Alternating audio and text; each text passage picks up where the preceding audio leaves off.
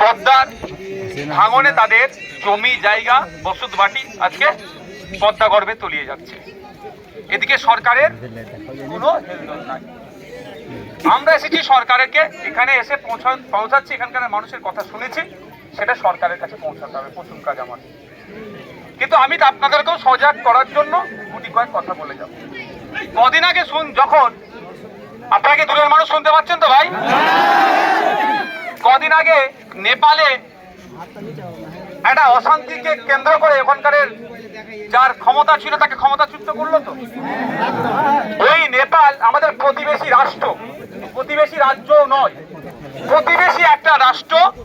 সেখানে ঝামেলা হচ্ছে বলে আমার রাজ্যের মুখ্যমন্ত্রী সারা রাত ঘুমোতে পারেননি। মানবিক মুখ্যমন্ত্রী হতে পারে, কিন্তু নেপালের মানুষ কিন্তু মমতা ব্যানার্জিকে ভোট দেয়নি। দিয়েছে কি ভাই? পশ্চিম বাংলার মানুষ মমতা ব্যানার্জিকে ভোট দিয়ে মুখ্যমন্ত্রী আসনে বসিয়েছে।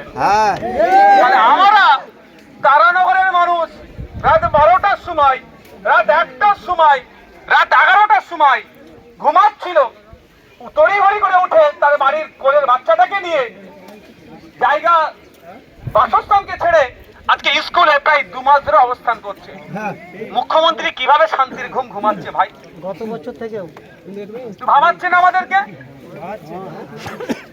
মুখ্যমন্ত্রী শান্তির ঘুম এই জন্যই ঘুমাচ্ছে যে আমরা যাদেরকে আমাদের দুর্দশার কথা বলার জন্য তৈরি করেছি, সবাই এইটা ঠিক জায়গায় পৌঁছাচ্ছে না। আমাদের এখানে নাসিম বাবু আছে, কোথায়? দাঁড়াও একটু, দাঁড়াও তো। আমি কথা বলি তার সাথে, আমি তার ভাই আমার পূর্ব পরিচিত, মানে অনেক আমার পূর্ব পরিচিত আছে। আমি যখন এখানে খেলতে আসতাম ভলিবল, কোথায় আছো? তো তাদের সাথে যোগাযোগ রাখছিলাম। আমিও ভাই একা মানুষ, ভাঙড়ের বিধায়ক হলে কি হবে, এখন রাজ্যের বিধায়ক আমাকে আপনারাই বানিয়ে দিয়েছেন। আমি অনেকদিন ধরেই ভাঙন চলছে, আমি এসে পৌঁছাইনি, কিন্তু আমি আজকে এসেছি। আপনাদেরকে গুটি কয়েক কথা আমি বলবো। প্রথমত কথা, দায়িত্বশীল মুখ্যমন্ত্রী, আমি জানি না কিভাবে তিনি শান্তির ঘুম ঘুমাচ্ছেন। মুর্শিদাবাদের একটা